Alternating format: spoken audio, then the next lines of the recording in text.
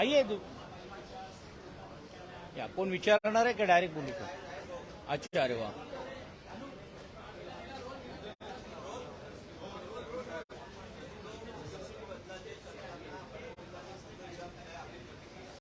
कालच त्यांनी याच्यात स्पष्टीकरण केलेलं आहे. आम्ही तर कधी सांगितलं नाही काय होणार आहे नाही होणार आहे.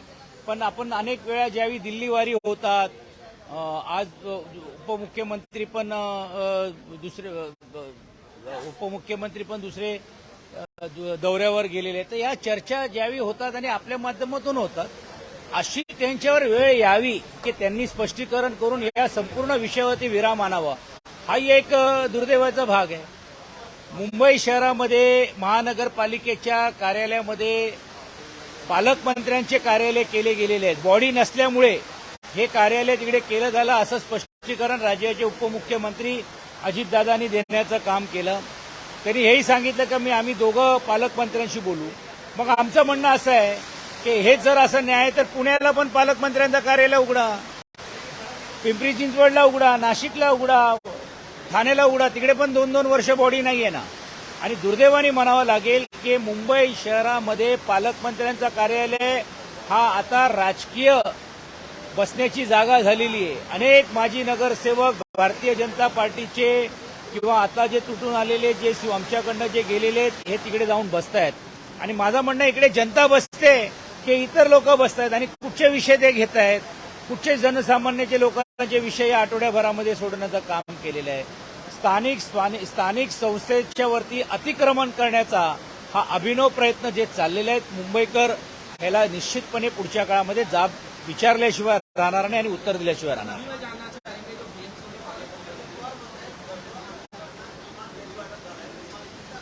कालच परिषदेमध्ये त्यांनी स्पष्ट केलं की राज्याचे उपमुख्यमंत्री सांगितलं की हो, समान निधी झालेला नाहीये, काही कमी जास्त झालेले आहेत. परिषदच्या लोकांना तर एकही रुपया मिळालेला नाहीये. आणि म्हणून हे दुर्दैवी आहे. समान निधी हा फक्त आमच्यापुरता मर्यादित नाहीये. आमच्या इकडचे जे मतदार, विधानसभेमध्ये जे असलेले जे मतदार आहेत, मतदार जे निवडून जे तिकडे जे मतदार आहेत, ज्यांनी त्यांना निवडून दिलेले आहेत, त्यांचं दायित्व त्या आमदारांकडे पण सरकारकडे पण आहे. सरकार जे आम्हाला मतदान केलं नाही, आमच्या विचाराचा आमदार नाही, म्हणून असं जर न्याय देत असेल, म्हणून कालच मी बोलताना बोललो की हे जे मतदार हे का राज्याचे बाहेरचे आहेत का किंवा देशाच्या बाहेरचे आहेत का? मग एकाला एक न्याय वेगळा न्याय का? कामाच्या माध्यमातून निधी देण्याचं काम केलं पाहिजे. माझा स्पष्ट आरोप आहे की अनेकांचे काही विकास निधी हे ड्रेनेज पॅसेज म्हणजे डीपी ज्याला म्हणतो डुप्लिकेट आणि डीपी ज्याला म्हणतो म्हणजे ड्रेनेज पॅसेज याच्यासाठी निधी दिली जाते, पण सर्वसामान्य लोकांच्या जनतेसाठी ही निधी दिली दुर्दैवाने जात नाही.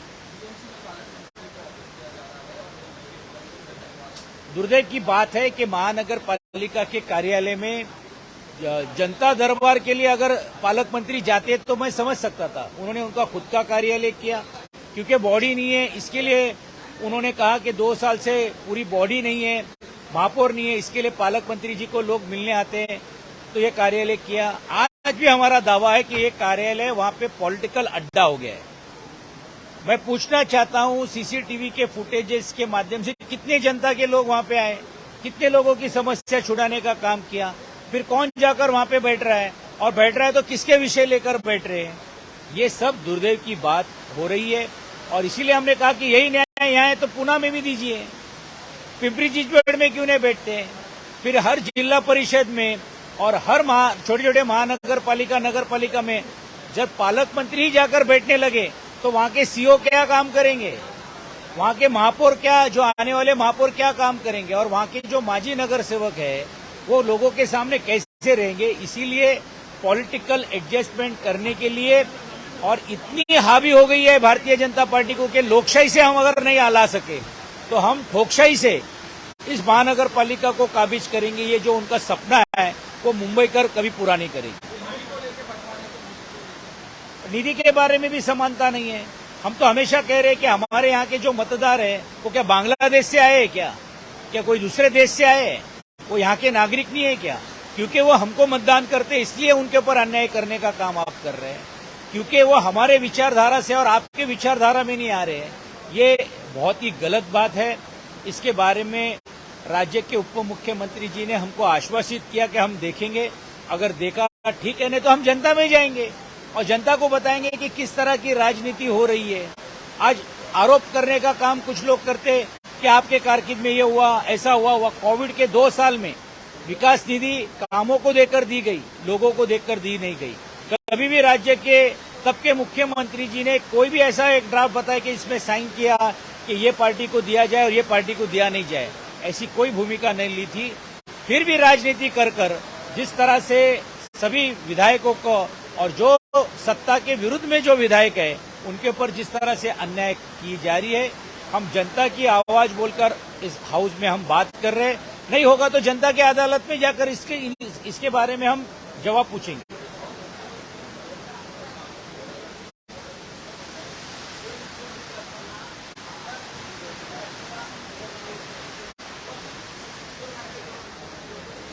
एक प्रस्ताव त्यांनी दाखवावं फाईलीवरती की राज्याचे माजी उपमुख्यमंत्र्यांनी असं म्हटलेलं आहे की ही निधी देऊ नका आणि ह्याला निधी द्या। एक फाईल दाखवावं, आम्ही नक्कीच मान्य करू किंवा एकदाही आम्ही परत त्यांच्याबद्दल बोलणार नाही।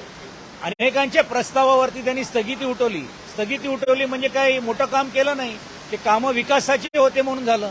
मग त्यांना जो न्याय तर बाकीच्यांना काय नाही, किंवा त्यांनी सांगावं की हे काम चुकीचं रद्द करावं, नवीन परत द्यावं त्यांच्या मर्जीप्रमाणे।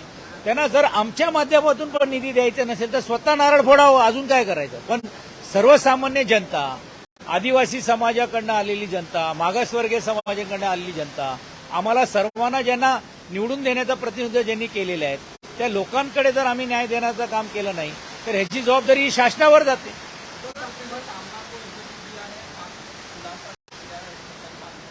मैं उसके बारे में और प्रतिक्रिया नहीं देना चाहता हूं क्योंकि वो खुद इंटरव्यू बहुत ही जल्द लोगों के बीच में आएगा। रविवार के दिन उन्होंने पूरी तरह से राजनीतिक स्तर के ऊपर पार्टी की भूमिका क्या है और जिस राजनीति हालात में पार्टी कहां जा रही है और एक व्यक्ति बोलकर वो किस तरह से लड़ाई में संघर्ष कर रहे हैं, ये उन्होंने कहने का काम किया।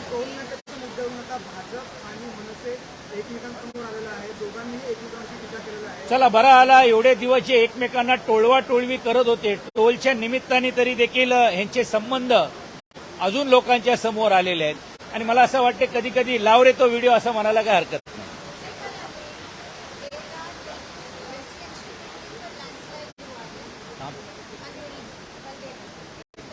कल सिर्फ अंधेरी में नहीं, लेकिन यही हमने विधान परिषद में कहा था विशालवाड़ी के बारे में। जब ये घटना हुई, मुंबई शहर में ऐसे सेंसिटिव जोन बोलकर डिमार्क करके महानगर पालिका ने बड़े पैमाने के ऊपर पहाड़ों में रहने वाले झोपड़पट्टियों को भी स्थलांतर करने का निर्णय लिया था, लेकिन दुर्दैव से ली नहीं क्योंकि महानगर पालिका के अधिकारी, वरिष्ठ अधिकारी सिर्फ पालक मंत्री के कैबिन को साफ करने के पीछे पड़े। मुंबई शहरों के विकास के लिए, मुंबई शहरों के लिए मुझे बताइए अंधेरे में लैंडस्लाइड हो गया, क्यों नहीं गए वहां पे वरिष्ठ अधिकारी। तो एक तरफ से लोगों के हित में करना नहीं है, इन लोगों को इमीडिएटली शिफ्ट करना चाहिए था महानगर पालिकाओं के स्कूलों में, उनका स्थलांतर का प्लान देना चाहिए था और इतना ही नहीं कि उनको रिहैब में अच्छी घरों में लेके जाने की जवाबदारी भी और दायित्व भी राज्य सरकार की है, महानगर पालिका की और माड़ा की है।